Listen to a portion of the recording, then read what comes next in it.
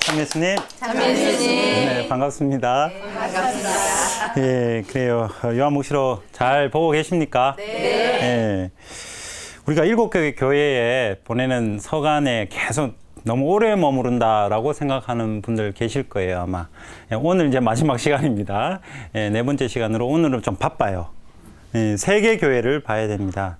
예, 에페소 교회부터 시작해서 하나 보다가 두 개 보다가 지금 세 개로 좀 빨라지는데, 이렇게 7개 교회에 보내는 그 어떤 서간에 우리가 4시간이나 이렇게 머무는 것은 여기에 나오는 모든 이 주제들이 이제 요한복음서 4장부터 마지막까지 계속 반복됩니다.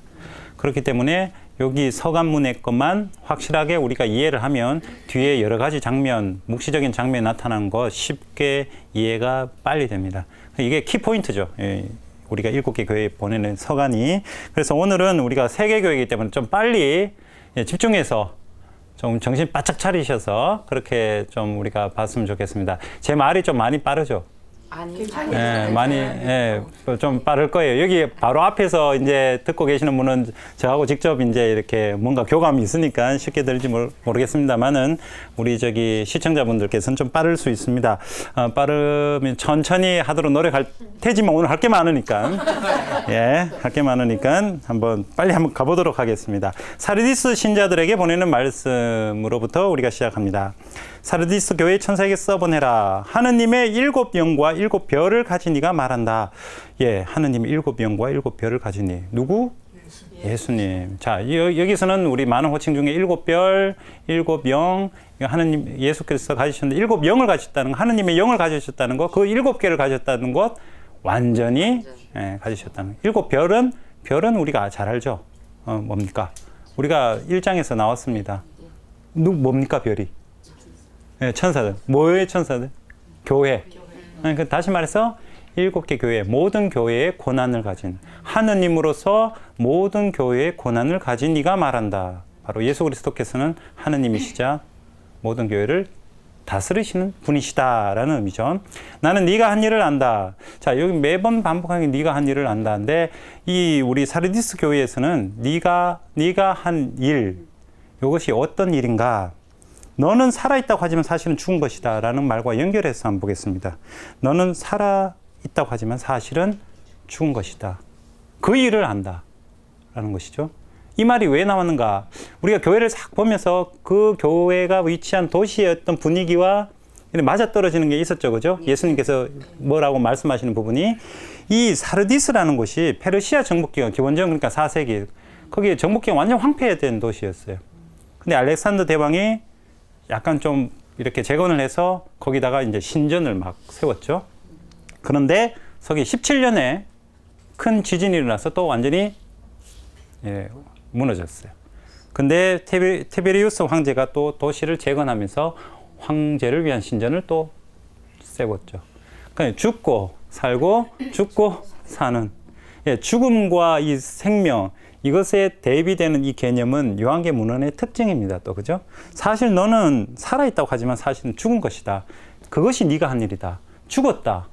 뭐가 죽었겠습니까? 죽었다, 살았다. 우리 신앙적인 이야기요. 야고보서를 한번 보겠습니다. 어떤 신앙이 죽은 신앙입니까? 행동 없는 실천. 너는 살아있다고, 믿음 있다고 말하지만은 너는 사실은 죽은 것이다. 뭐가 없기 때문에? 행동이, 실천이 없기 때문에. 사르디스 교회에서 지금 예수께서 뭐라고 말씀하시는 부분이면 실천 없는 믿음에 대해서 지금 죽음과 생명이라는 요한계 문헌의 어떤 대비되는 개념을 가지고 말씀하시고자 하십니다. 예. 그래서 깨어 있어라. 아직 남아있지만 죽어가는 것들을 튼튼하게 만들어라 되어 있습니다. 우리가 신앙적인 복음서에도 깨어 있어라는 말 많이 나옵니다. 그죠?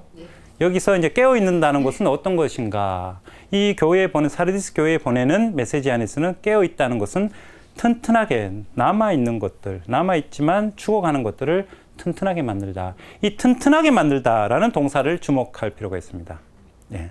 스테리조라는 동사가 사용되었습니다. 이것은 우리가 세례를 베풀다라는 단어와 연결됩니다. 그런 의미가 담고 있어요. 스테리조가 튼튼하게 하다.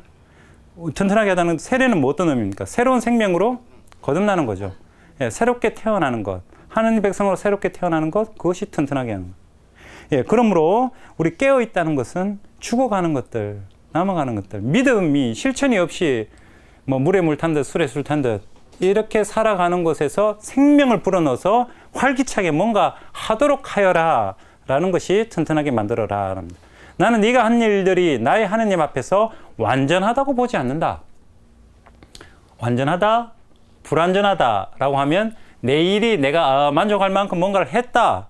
이런 식으로 해석하지 마시고요. 이것도 요한계문의 특징입니다. 완전하다라는 말, 이 말마디는 하느님과의 친교를 말합니다. 하느님께서 완전하신 것 같이 너희들도 완전하게 우애하라고요. 하느님과 일치하라고. 하느님 같이 닮아라고요. 하느님 만나라는 것입니다. 인간이 아무리 완전하면 하느님과 똑같을 수는 없죠. 인간이 어떻게 한계성이 있다는 거 우리 다 잘 알지 않습니까? 우리가 완전해질 수가 없습니다. 하느님이 거룩하니 너희들도 거룩하게 되어라. 예, 거룩함의 법전 우리 모세오긴 우리 알지 않습니까? 예, 그 어떤 법전 우리가 왜 거룩해집니까? 무슨 수로? 예, 그 불가능합니다. 그러나 우리의 거룩함의 방법, 우리가 완전해질 수 있는 방법, 그건 하느님과의 만남에서 가능한 거죠. 예, 일치하라.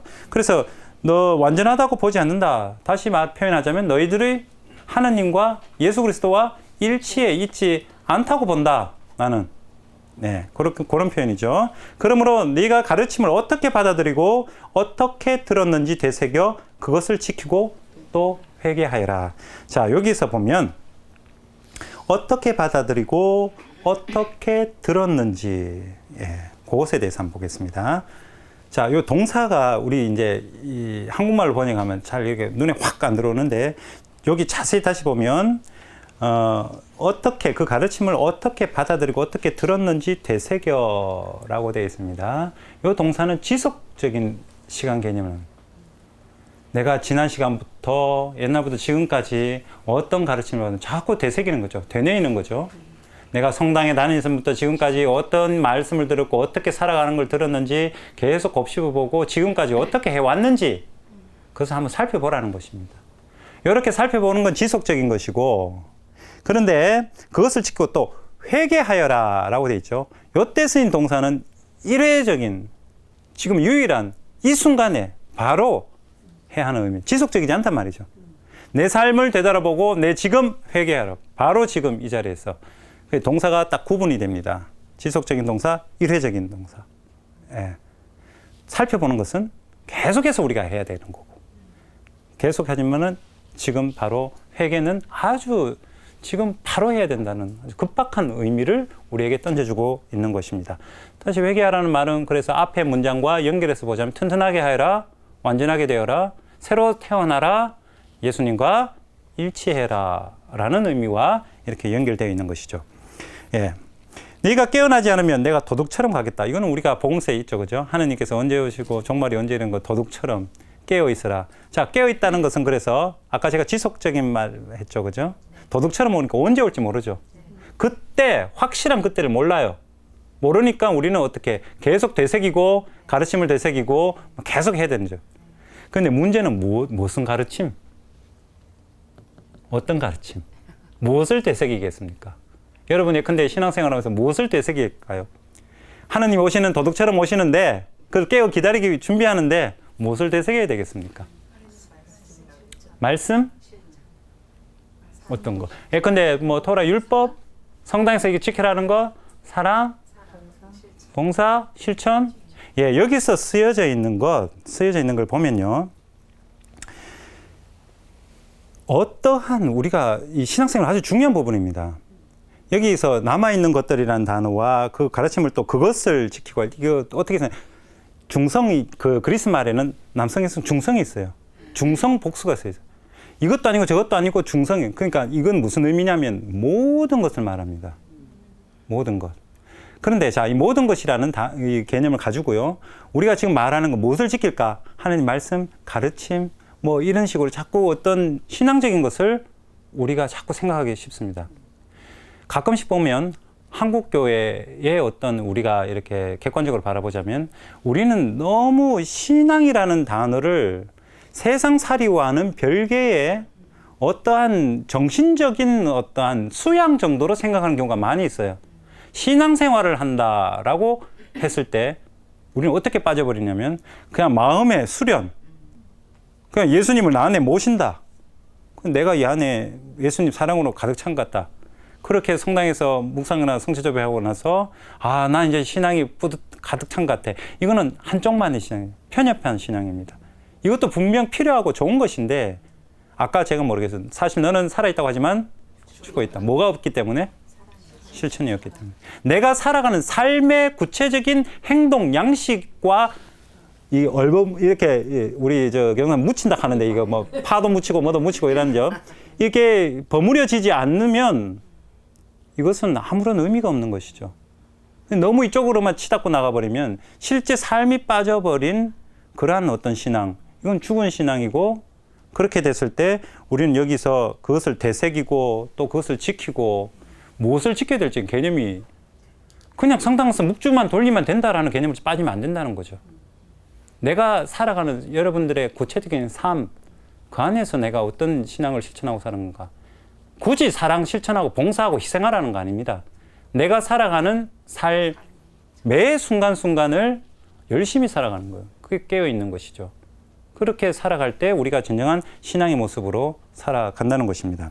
자, 그래서 너는 내가 어느 때 너에게 갈지 결코 알지 못할 것이다. 그래서 깨어 있으라는 계속해서 그런 충실한 삶.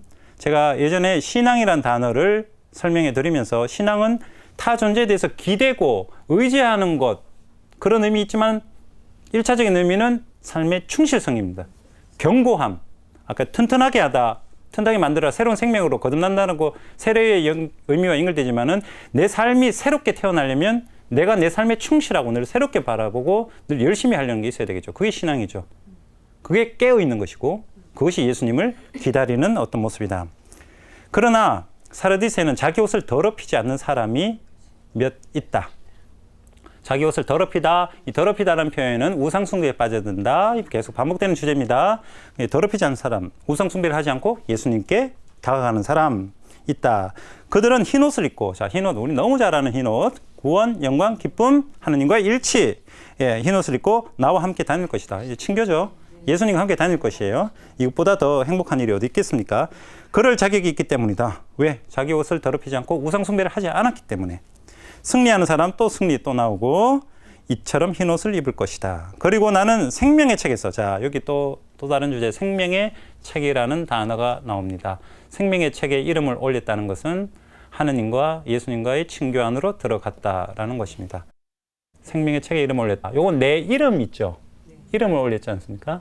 이름이라는 것은 어디에 소속되어 있고 일치했다라는 의미라고 제가 말씀드렸습니다. 그죠? 생명의 책에 그 이름이 새겼다. 그분과 일치했다는 거죠. 생명의 주인은 누구십니까? 하느님. 하느님과 일치했다는 것입니다. 그의 이름을 지우지 않을 것이고 안 지운다. 예, 이제 거기에 적혔기 때문에 내 아버지와 그분의 천사들 앞에서 그의 이름을 안다고 증언할 것이다. 예수님이 그의 이름을 증언할 것이다. 복음서에 있죠. 누가 나를 안다고 증언하면 나도 안다고. 여기도 마찬가지로 사르디스 교회에 자기 옷을 더럽히지 않고 우상 숭배하지 않고 예수님 당신만을 난 따르겠습니다. 그러니까 예수님이 알았다. 나도 아버지께 증언해 주겠다. 서로가 증인이 되죠. 증인이. 예. 이 보십시오. 이거 주고받고 일치하고 어떤 그런 모습들, 그런 것을 우리가 볼 수 있습니다. 귀 있는 사람은 성령께서 여러 교회에 하시는 말씀을 들어라. 라고 이거 반복되는 것. 여러 교회, 그 7교회. 모든 교회 7이라는 숫자에 대해서 우리가 알 수 있습니다. 자, 사르디스 교회에 보내는 메시지는 되게 간단하죠? 너무 빨리 왔는가요? 아니요. 괜찮으셔요? 예, 그래요. 여기서 이제 중요한 것은 새롭게 태어나서 나를 튼튼하게 하고 그리고 나를 완전하게 하고 그것은 하느님과의 일치를 말하는 것이다. 그 일치는 단순히 내가 정신적으로, 영성적으로만이 아니라 실제 삶 안에서의 구체적인 실천이 없으면 그것은 새롭게 완전하지도 않고 새롭게 태어나지도 않고 새롭게 튼튼하지도 않는 그냥 죽은 것이다. 라는 그런 의미로 받아들이면 되겠습니다. 자, 우리 필라델피아 교회로 가도록 하겠습니다. 필라델피아 교회. 여기는 뭐 특별한 것은 또 뭐 없습니다. 티베리우스 황제 또 뭐 재건돼서 뭐 또 여기도 어떤 지진의 영향을 받아서 조금 이렇게 파괴됐었어요. 티베리우스 황제가 또 재건했고 재건하면 동시에 또 뭡니까? 신전이 있고 그렇게 또 자기의 숭배를 위해 황제 숭배를 위한 그런 것이 있었고 이 교회와 관련해서 이 필라델피아 지역은 아주 의미가 있는 것이 필라델피아 그리스도인들이 스미르나에서 순교를 했습니다. 11명 폴리카르포와 함께. 그러니까 여기 교회에 어떤 순교자를 배출하는 구체적인 어떤 기록이 있고 스미르나 교회에 끌려가서 그쪽 지역으로 가서 그래서 순교자가 나타난 어떤 그런 교회에 관련해서 나타납니다. 자, 그러면 우리가 한번 들어가서 한번 보도록 하겠습니다. 필라델피아 교회 천사에게 써보내라. 거룩하니 진실하니 다윗의 열쇠를 가지니 열면 닫을 자 없고 닫으면 열 자 없는 이가 이렇게 말한다. 아이고 깁니다. 예수님에 대한 표현이 조금 깁니다. 자, 거룩하니 뭐 예수님 거룩하신 분 이거는 쉽게 이해를 할 수 있는데 이 진실하니 참되다라는 것, 이 단어를 가지고 한번 보겠습니다.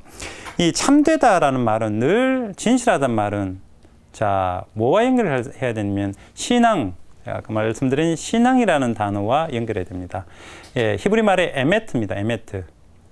에메트인데 이 신앙은 아까 제가 말씀드릴게요. 어디 이렇게 기대는 타존자에게 기대는 것 이전에 충실성, 굳건함이라고 했습니다. 그죠? 그래서 여기서 보면 진실한 인, 참된이라는 것은 굳건함, 강직함 이런 의미를 우리가 가져야 되겠습니다. 요한복음에 보면 이 참되다라는 표현이 예수님께 되게 많이 참된 빛이시고 참된 포도밭, 뭐 참된 빵으로서 뭐 이런 여러 가지 어떤 이 참되다라는 것이 예수님께 많이 적용이 됩니다. 그래서 이거 왜 참되다는 말이 적용이 되는가? 왜 굳건하다, 왜 강직하다라는 의미가 왜 이 신앙과 연결해야 되는가? 예수님의 삶을 한번 보시면 됩니다. 예수께서 이 세상에 오셔가지고 어디에 그렇게 강직하고 굳건하셨습니까? 어디? 누구? 어떤 분의 뜻? 아버지 하나님 뜻. 아버지 하느님의 뜻에 아주 강직하게 어떤 의미에서 신앙의 모델을 우리에게 보여주셨어요. 신앙의 모델을. 그래, 그분의 뜻만을 추구한다. 가끔씩 생각해보면 그런 생각이 들어요. 예수님께서 우리 인간을 사랑하셨죠? 네. 사랑하셔갖고 인간을 사랑하기 위해서 오셨는가? 아니면 하느님의 뜻을 실천하기 위해서 오셨는가? 이 두 개를 갈라놓는 것 자체가 조금 좀 모순적입니다만은 인간을 먼저 사랑하셨을까? 하나님을 뜻을 실천하기 위해서일까? 이 생각하다 보면 하느님의 뜻에 충실하는 것이 곧 인간을 사랑하는 방법이었지 않았을까? 뭐 이렇게 생각합니다. 인간을 만약에 모든 세상 사람 사랑했으면 왜 바리사이와 사두가이와 율법학자 논쟁을 그들을 그렇게 조금 싫어하셨을까? 그리고 성전에서 장사하는 분들을 왜 그래 다 내쫓았을까? 인간적 사랑이 앞선다기보다는 하느님에 대한 뜻을 강직하게 추구하신 게 먼저 앞서지 않았는가? 우리가 인간적으로 사랑을 하다 보면요, 뭐라 하지를 못해요. 내가 이 사람을 인간적으로 사랑하면 아이고 좋은 사람인데 뭐 잘못되면 아유 이러다가도 내가 좋아하는 사람이니까.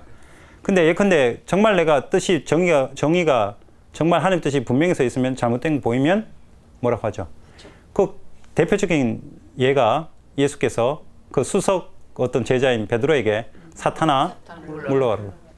사탄아 그러니까 아주 멋있게 뭐 사탄아 물러가라 이런 거지만은 당시 상황에서 사탄아 그러면 우리 강아지 있죠? 강아지를 붙여서 하는 욕들 많지 않습니까? 그 이상의 욕입니다. 네. 삑 하고 방송에 나가죠. 그러한 욕을 했다는 거예요. 그 진정 사랑은 너 나를 사랑하느냐, 너 나를 사랑하느냐. 이렇게 사랑의 관계를 요구하고 원하셨던 예수님이 그 욕을 하셨다라는 것. 이거 한번 생각해 볼 필요가 있죠.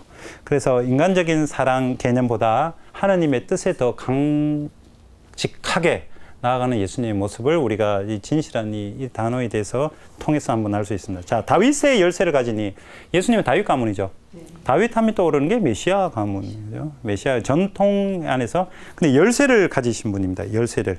자, 요 이사야서 22장 우리 22절에 제가 한번 읽어보겠습니다.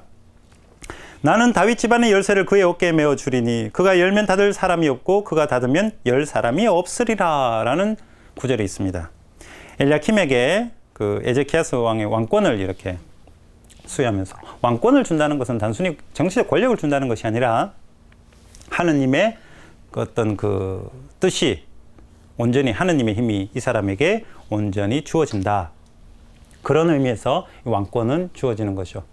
열면 뭐 닫을 수 하나도 없다는 것. 그만큼 하느님의 힘이 강하다는 거죠. 이제 예수 그리스도에게 주어지는 거예요. 그 다윗의 열쇠를 가지니 요한 묵시록의 관점에서는 이런 하느님의 어떤 힘, 절대 한번 열면 닫을 수 없는 것. 이것이 가장 부각되는 일이 뭐냐면 예수님의 부활 사건입니다. 죽음으로부터 처음으로 이렇게 태어나신 분, 죽음을 이기신 분 처음으로. 그러면 이 죽음의 어떤 문을 활짝 열어서 생명의 문으로 열어 제치신 분, 그분을 다윗의 열쇠를 가진 이로 우리가 이해를 해야 되겠습니다. 구약에서는 왕권을 이야기했지만은 이 신약의 예수 그리스도는 죽음을 이기신 분. 예. 그게 궁극적인 어떤 하느님의 힘이다라고 우리가 보시면 되겠습니다. 자, 이 열려진 문, 열면 닫을 자 없고 닫으면 열 자 없는 이가 이렇게 말한다. 나는 네가 한 일을 안다. 보라, 나는 아무도 닫을 수 없는 문을 네 앞에 열어두었다. 필라델피아 신자들에게 아무도 닫을 수 없는 문, 오롯이 열려진 문. 자, 열려진 문이라는 이 개념을 가지고 한번 보면 바오로 사도가 어떤 의미에서 즐겨 사용했던 표현입니다. 고린토 전서 16장 9절에 보면요. 적대자들이 많긴 하지만 많은 일을 할 수 있는 큰 문이 나에게 열려 있습니다. 라는 표현이 있습니다. 적대자가 많다. 바로 사도가 뭐 하시는 분이셨습니까? 예, 선교, 이방인의 사도, 그죠? 이 많은 반대자, 적대자들이 있었다. 선교하는데 장애물들이 많단 말이죠. 그러나 큰 열려진 문이 내 앞에 있다는 것은 복음을 전하는 데 있어서 막힘이 없다라는 것입니다. 바오로 사도에게.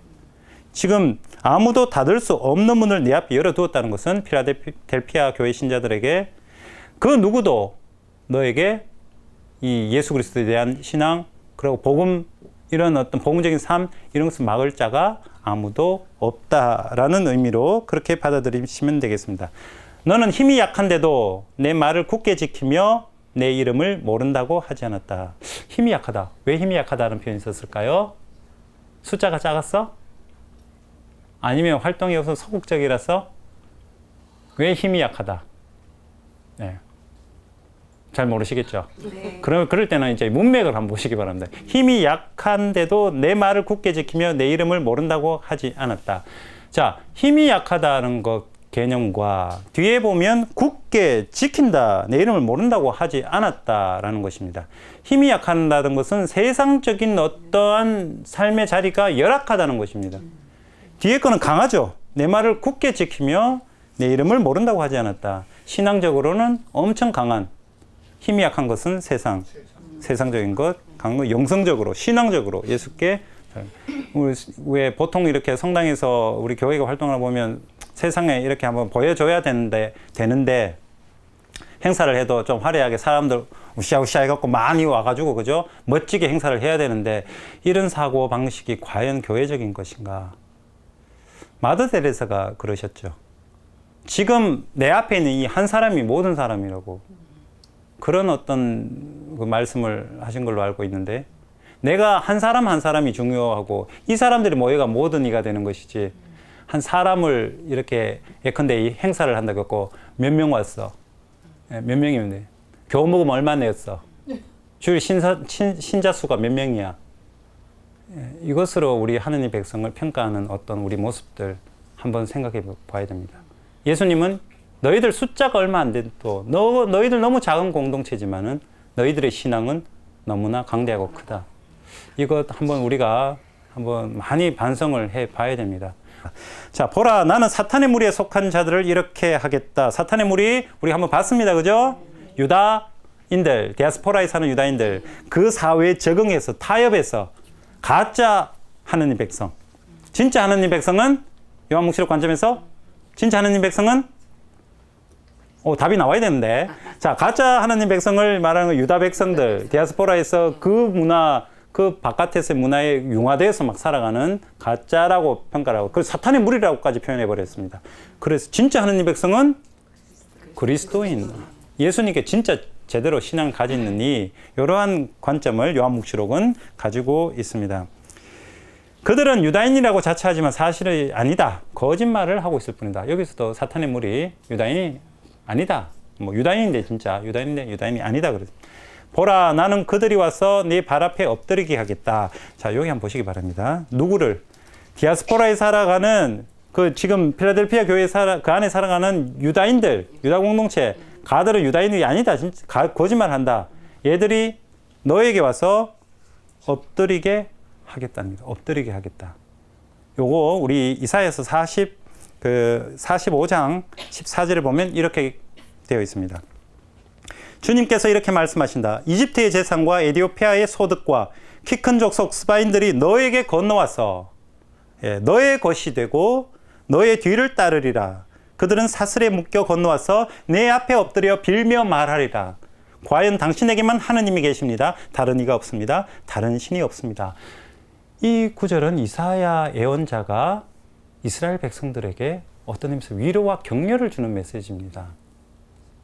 다른 힘센 이집트가 너에게 와서 지금 하느님이 계십니다. 당신에게만 하느님이 계십니다. 완전히 찬송을 하는 거죠. 이스라엘 백성은. 완전 위로와 희망의 메시지죠. 왜 이 말을 하는가?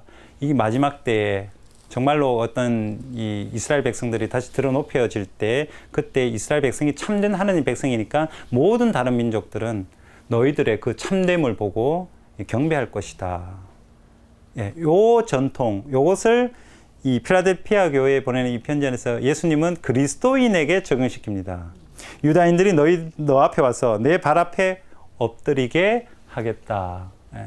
참된 백성은 그리스도인이니까. 유다인들은 가짜니까. 이런 어떤 개념이 담겨져 있는 것이죠. 그래서 내가 참으로 예수님과 일치되어 있는 삶을 살아가는 이는 많은 민족들이 그것에 대해서 존경하고 존중하고 그래서 앞에서 엎드리겠다. 그리하여 내가 너를 사랑한다는 것을 그들이 알게 될 것이다. 자, 요한계시록은 특징 사랑 나오죠. 또 사랑한다는 것을 하느님과 인간의 신자들, 이 예수 그리스도와 이 그리스도인의 일치는 사랑의 관계가 되어야 된다는 거예요. 그래서 우리가 공동체 살아가면서 다른 비신자들이 우리를 알아보는 방법은 하나밖에 없습니다. 행사 멋지게 하고 왔다 자들 돈 많다.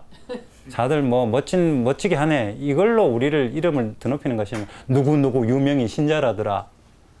누구 정치인가 가톨릭 신자라더라. 이것으로 우리 이름 날리면 안 되죠. 서로 사랑하는 모습 안에서 이름을 날려야죠. 하느님께서 내가 너를 사랑한다는 것을 그들이 알게 될 것이다. 우리가 사랑의 어떤 행동 실천을 우리 사회가 알게끔 하는 것.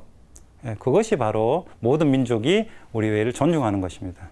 내 이름 드러높여갖고 멋진 건물 세우고 멋진 어떤 행사하는 것이 우리를 드러내는 행동이 전혀 아님을 우리가 좀 알았으면 좋겠습니다. 자, 내가 인내하라는 나의 말을 지켰으니 땅의 주민들을 시험하려고 온 세계의 시련이 닥쳐올 때 나도 너를 지켜주겠다. 자, 이 문장을 잘 보시면요. 네가 인내하라는 나의 말을 지켰으니 무슨 말을 지켰다고요? 인내하라고. 요래 말하면 예수님은 여러분 옆에 살짝 빠져 있다가 어려움 당하는데 야, 좀 참아라. 이래. 좀 참아라. 예, 참겠습니다. 하고 막 이렇게 참아가는 이런 의미가 있죠. 번역이 중요한 거예요. 번역이. 물론 이 번역도 맞다고 할 수 있겠지만 원문 그대로 한번 말이 조금 이래 딱딱하니까 나의 인내의 말을 지켰으니 나의 인내의 말을 지켰으니 의미가 어떻게 달라지냐면 나의 인내가 뭐겠습니까? 예수 그리스도의 인내가 뭐겠습니까? 뭘 예수님이 참았습니까? 예, 아버지 이 잔을 저에게서 거두어 주십시오. 그러나 제 뜻대로만 당신 뜻대로 하소서. 하느님께서 하느님의 뜻을 지키기 위해서 참은 거예요. 예수께서 피눈물을 흘리셨다 그러죠. 피눈물이야, 피땀. 그 가능하다 그러네요. 의학적으로. 정말 극도의 고통과 두려움 앞에서는 이 땀이 피가 섞여 나온대요. 예, 그게 가능하다고. 그럼 그렇게 어려운 고통을 당하시고 그렇게 하셨던 그 예수님의 인내의 어떤 모습, 그것을 너희들 지켜라. 이게 무슨 말이냐? 너희들이 나의 고통, 나의 인내에 함께 참여하라는 거죠. 예수님의 십자가 고통에, 예수님의 삶의 어려움, 삶의 인내에 너희도 참여하라는 것입니다. 내가 살아가다 불편한 거 그거 인내다 무조건 이게 내 십자가다라고 하는 것이 아니라 뭐 쉽게 다른 표현을 해봅시다. 내가 돈을 벌어야 되는데 주식 떨어지고 힘들어 죽겠습니다. 예수님 뭐 이런 식의 이건 십자가가 아니에요. 예수님이 인내에 참여하는 거 아닙니다. 그러니까 우리가 예수님의 어떤 삶의 모습을 따라가려고 하다가 어려움을 당하는 것. 이것이 우리의 십자가가 되어야 되는 것이죠. 예, 그래서 네가 인내하는 나의 말을 지켰으니 무조건 참는 것이라기보다는 예수 그리스도의 삶에 참여하는 것. 그렇게 참여했을 때 지켜주겠다. 그러나 다른 사람들, 땅의 주민들, 이 땅의 주민들을 시험하려고 온 세계 시련이 닥쳐올 때에 나도 너를 지켜주겠다. 이 시련은 예수님의 삶에 참여하는 이가 아니라 어떻게 그 온 세계 시련 닥쳐올 때 땅의 주민들에게 예수님 삶에 참여하지 않는 이, 예수님의 심판은 예수님과 관계가 없는 이에게 주어지는 것입니다. 뒤에 가서 우리 묵시문학적인 장면 안에서 막 그 뭡니까 그 많은 이 징벌들이 막 대접을 갖다 붙고 이러는 거, 아우 막 내가 이제 당하는 것처럼 모든 이가 세상 모든 이 징벌이 오는 것처럼 이해하지 마시고 징벌의 모습에 등장할 때마다 보면 신앙이 없는, 예수를 따르지 않는, 굳건함이 없는 그런 사람들에게 주어지는 것입니다. 예전에 말씀드렸죠. 땅의 주민들 혹은 땅의 3분의 1 이러한 표현들이 한계적인 어떠한 신앙이 없는 그 어떤 부분에 대해서만 징벌이 주어진다. 신앙을 가진 우리는 아무런 걱정하지 않아도 된다. 우리는 천상 예루살렘에 속한 사람들입니다. 그러나 그 신앙이 한번 속겠다고 뭐 우리 해병대 그러죠. 한번 해병은 영원한 해병이. 한번 해병 갔다 왔다고 영원히 해병되는 거가 우리 신앙이 아닙니다. 한 번 신앙인은 영원한 신앙인이 아니라 한 번 신앙이었다가 바로 또 내일 악마가 되고 사탄이 될 수도 있는 게 우리 신앙이래. 그렇게 깨어 있으라. 꾸준하게 가야 되는 거죠. 예.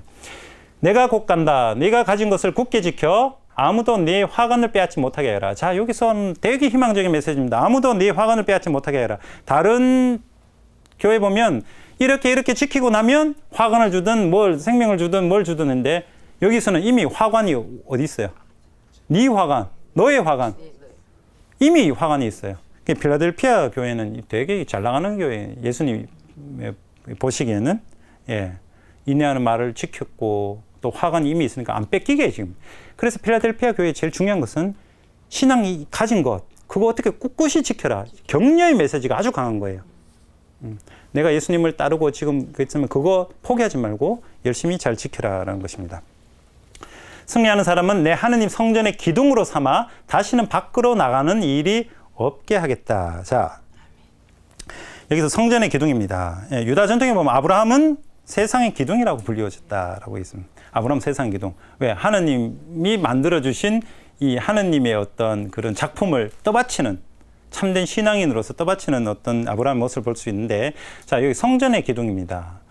자, 우리 건물로 생각하시면 안 되죠. 여기 요한묵시록에 나오는 성전이라는 것, 성전 개념은 하느님과 일치된 어떤 모습, 하느님의 현존 안에 하느님 백성이 함께 있는 것, 하느님의 거처입니다. 하느님이 지금 이 자리에 우리와 함께 계신다. 임마누엘이죠.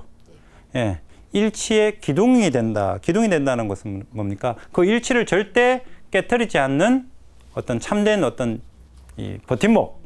예. 그 필라델피아 교회의 신자들이 얼마나 이렇게 칭찬을 많이 받고 있습니까? 그 어떤 교회의 반석으로 하는 베드로의 모습과 어떤 일맥상통합니다. 그죠? 베드로가 교회를 어떤 세우는 그 반석이 되는 것, 필라델피아 교회 신자들이 교회의 기둥이 되고 하느님의 현존의 기둥이 된다는 것, 이거 우리가 좀 알았으면 좋겠습니다.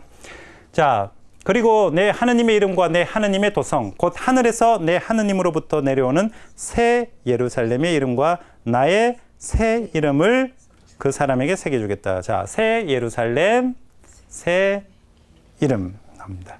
새롭다라는 건 제가 설명드렸습니다. 그죠? 새로운 것은 신상품이 아니라 내가 새롭게 바라보는 신앙의 관점에서 주관적으로 새롭게 다가가는 것. 예루살렘이라는 그 어떤 표징은 옛날 구약부터 계속 예루살렘이죠.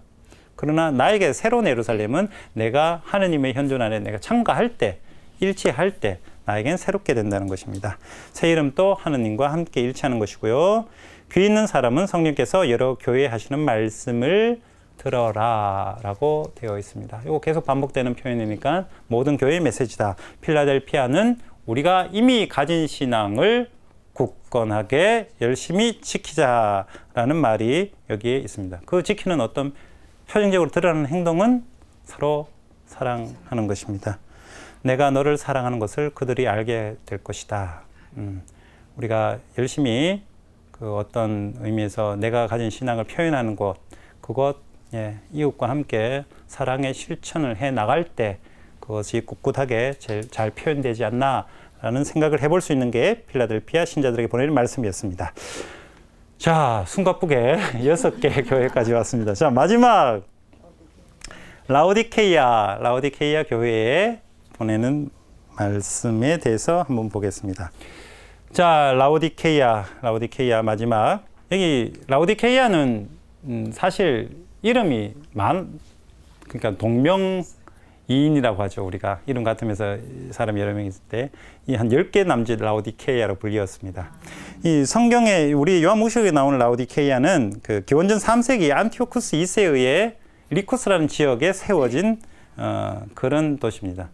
뭐 많아요. 라오디케이아가 10개 남짓 있는데 기원전 3세기에 세워졌고요. 에페소하고 이 동아시아를 연결하는 아주 중요한 교통의 요지였고, 교통 요지다 보니까 주위의 어떤 여러 도시들과 이렇게 연합을 이렇게 합니다. 연합을 해서 자, 예컨대 큰 도시 있으면 주위에 위성 도시 있죠. 위성 도시들이 어디로 큰 도시로 몰리겠어요? 큰 도시가 위성 도시로 가겠어요? 큰 도시로 몰리죠. 몰리면 뭐가 몰리느냐? 많은 노동조합 같은 거 말씀드렸죠, 그죠? 근데 여기도 동업끼리 모여서 같이 이렇게 일을 하다 보니까 뭐가 많이 쌓이냐면 돈이 많이 쌓여요. 그래서 은행, 요즘식으로 하면 은행, 이런 것들이 금융, 이런 것들이 발달하게 됩니다. 그리고 섬유공업이 아주 활발합니다. 제가 있는 대구교가 이 섬유 쪽이 아주 유명한데, 여기도 섬유가 그렇게 있습니다. 그리고 향유, 연고. 우리가 이 라오디케이아 교회에 보면 그 눈에 바르는 안약도 만들고 연고도 있고 뭐 이런 거 정리된 금 이런 거 다 재화에 관련, 돈과 관련된 그런 어떤 활발한 그런 산업이 있고요. 그래서 아주 잘 삽니다. 부자 동네입니다. 서울의 부자 동네는 어디죠? 강남이세요? 하여튼 그러한 어떤 그 모습 있는, 그럼 그리스도교 신자는 잘 살았겠습니까? 못 살았겠습니까? 조금 참 그리스도교 신자들이 세상하고 참 적응이 잘 안 됩니다. 제대로 살려면. 그래서 이 약간 그리스도인들의 약간 질투까지는 아니더라도 약간 반감, 잘 사는 것에 부유함에 대한 반감이 약간 요 라오디케이아 교회에 약간 들어 있습니다. 그래서 어떻게 들어 있는가 한번 보도록 하겠습니다. 라오디케이아 교회 천사에게 써보내라.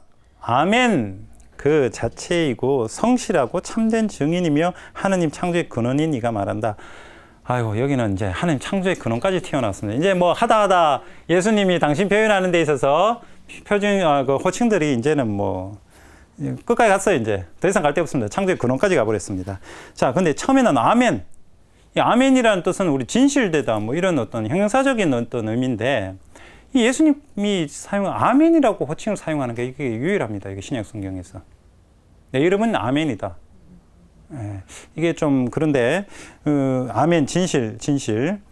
이 단어를 우리가 뒤에 하느님 창조의 근원인 이가 말한다라고 돼 있죠. 그래서 왜 우리 성경 어떤 이 주석학자는 이렇게 표현합니다. 이 아멘이 아니고 아마도 아몬이 아닐까. 이 막 적다 보면 필사를 하다 보면 잘못 적을 수 있거든요. 아몬, 아멘 비슷하죠. 우리말로도. 그러니까 히브리 말로도 적어도 되게 비슷합니다. 이게 왜 그런 거 하니? 잠언 8장 30절에 보면 아몬이라는 단어가 나오는데, 이것이 뭐냐면 어떤 작품의 주인, 그러니까 창작자, 뭐 이런 어떤 의미가 있습니다. 근데 이거를 아멘으로 여기 적은데, 뭐 물론 이거는 하나의 어떤 가설이겠죠. 어떠한 이 주석학자가 이 아몬을 아멘으로 잘못 적었지 않았을까라고 표현합니다. 그래도 우리가 아멘이라고 적혀져 있으니까 아멘이란 단어를 가지고도 우리는 또 예수님에 대해서 우리가 이해할 수 있어요. 예수님은 하느님의 뜻을, 당신 말씀은 진실되고 그래서 내가 진실되이 따르겠다. 참되게 당신의 뜻을 따르겠다. 어떤 의미에서 예수님은 아멘 그 자체죠. 하느님 말씀에 아멘 그 자체죠. 그렇게 뭐 이해를 우리가 하셔도 되겠습니다. 하느님 그 뒤에 이제 하느님 창조의 근원이니까 동시에 아멘이니까 창조의 근원이란 말 때문에 아마도 창작자, 어떤 물건 뭘 만드는 데 있어서 주된 역할을 하는 이 라는 아몬이라는 것이 이게 매치가 되니까 그런 가설을 이해하는데 아멘이라고 우리가 이해해도 별 무리는 없을 것이다.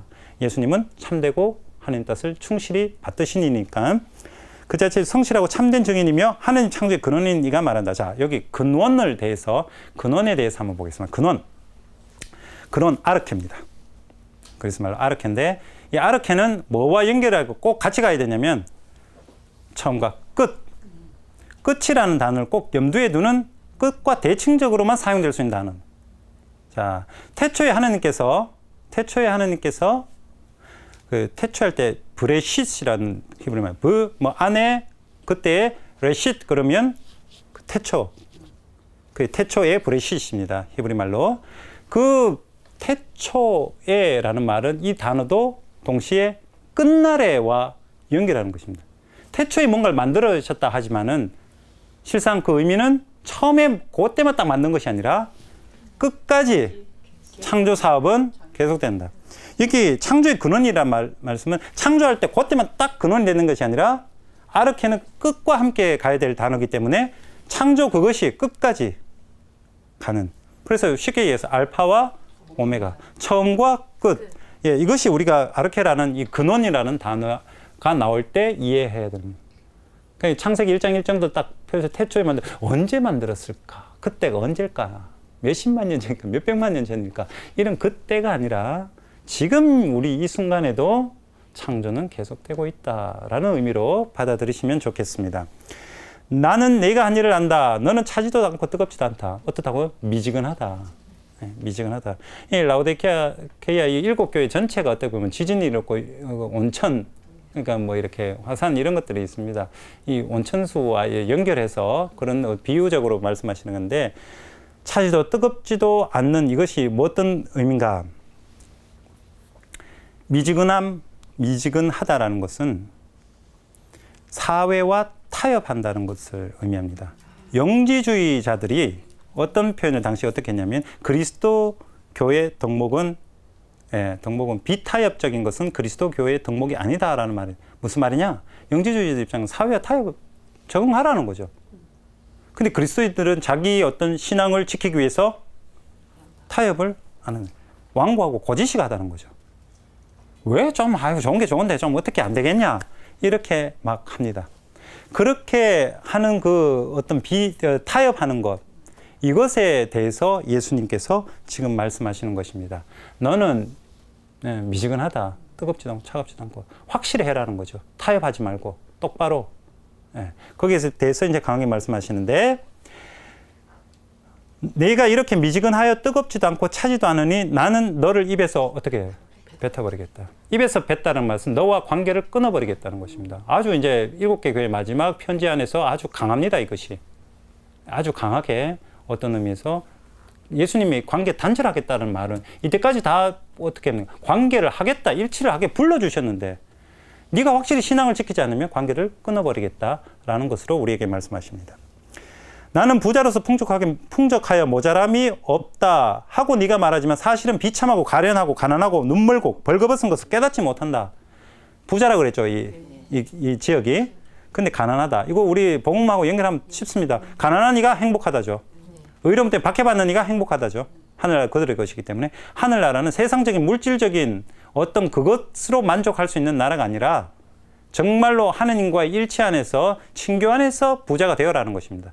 너는 그런 어떤 물질적인 것에 휩싸이다 보니까 이러지도 저러지도 사회와 타협하고 대충 이렇게 살아가고 하나님 뜻은 나중에 이제 옆으로 밀쳐놔놓고 돈벌이에 바쁜 어떤 그런 모습에 대한 경고일 수 있습니다. 내가 너에게 권한다. 뭘 사라고요. 나에게서 불로 정련된 금을 사서 부자가 되고 흰 옷을 사입어 너의 수치스러운 알몸이 드러나지 않게 하고 불로 정련된 금은 신앙을 말합니다. 그리고 흰 옷 알죠? 일치, 영광 속에 들어가라. 그리고 내가 사랑하는 사람들을 나는 책망도 하고 징계도 한다. 그러므로 열성을 다하여 회개하여라. 하나님께 돌아오라. 예수님과 일치하라는 것이죠. 보라, 내가 문 앞에 서서 문을 두드리고 있다. 누구든지 내 목소리를 듣고 문을 열면 나는 그의 집에 들어가 그와 함께 먹고 그 사람도 나와 함께 먹을 것이다. 예수님 문을 두드려요. 함께 먹어요. 아가서 읽어드리겠습니다. 아가서에 보면 아가서 5장 2절에 나는 잠들었지만 내 마음은 깨어 있었지요. 들어보셔요. 내 연인이 문을 두드려요. 내가 문을 열어주오. 나의 누이, 나의 애인, 나의 비둘기, 나의 티 없는 이여. 내 머리는 이슬로, 내 머리채는 밤이슬로 흠뻑 쳐졌다오. 문 열어달라는 예수님의 사랑의 어떤 사랑해달라는 것입니다. 사실 나는 사랑하고 사랑하는 사람들을 책망도 하고 징계도 한다 이렇게 돼 있죠. 사랑하는 사람, 이때 사랑이 필레인이라는 동사가 쓰입니다. 신적 아가페적인 사랑 아닙니다. 인간적인 사랑을 하겠다는 것입니다. 참으로 인간 안에서 인간다운 사랑을 하겠다는 예수님의 표현입니다. 마치 사랑하는 남녀가 이렇게 문을 열어다오 하는 것과 같이. 그래서 우리가 그렇게 되면 누구든지 내 목소리를 듣고 문을 열면 나는 그의 집에 들어가 그와 함께 먹고 그 사람도 나와 함께 먹을 것이다. 먹는다? 예, 먹는다 뭐냐? 예, 성찬례를 의미합니다. 예수 그리스도 친교, 예수님을 함께 나누는 것이죠. 그 다음에 승리하는 사람은 내가 승리한 뒤에 내 아버지의 의자에 그분과 함께 앉은 것처럼 내 의자에 나와 함께 해주겠다. 자, 함께 나눴으니까 예수님 성찬을 나눴으니까 내가 예수님이죠. 예수님 내죠. 함께 앉아있죠. 귀 있는 사람은 성령께서 여러 교회에 하시는 말씀을 들어라입니다. 자, 필라델피아 교회에서 중요한 것은 하나는 부자 동네라고 했습니다. 강남이든 그 어디든 부자 동네입니다. 그러나 그 부자, 그 부유함 거기에 휘둘려서 이러지도 저러지도 뭐 제대로 사는 것도 아니고 뭐 신앙적인 것을 포기한 것도 아닌 그냥 그렇게 성당을 취미생활 하듯이 다니거나 신앙을 정말로 끼리끼리 유유상종하기 위해서 내 이해관계에 맞게끔 그렇게 따라다니고 성당에 들락날락거리는 사람들에게 어떤 의미에서 강한 경고의 메시지입니다. 그래서 우리가 생각해야 되는 것은 세상적인 것은 필요하죠. 재화는. 필요한 것을 절대적으로 만들지 마시기 바랍니다. 절대적인 것은 하느님의 예수 그리스도와의 일치고 예수 그리스도께서는 우리에게 인간적인 어떠한 정말 사랑처럼 우리에게 호소하십니다. 나를 사랑해달라. 사랑 안에 함께 있게 하자. 그러한 사랑을 무시하지 마시고 재화를 사랑하기보다는 재화는 필요한 것이고 사랑해야 될 대상은 예수 그리스도임을 우리가 믿어 고백하는 그런 우리가 됐으면 좋겠습니다. 네, 수고하셨습니다.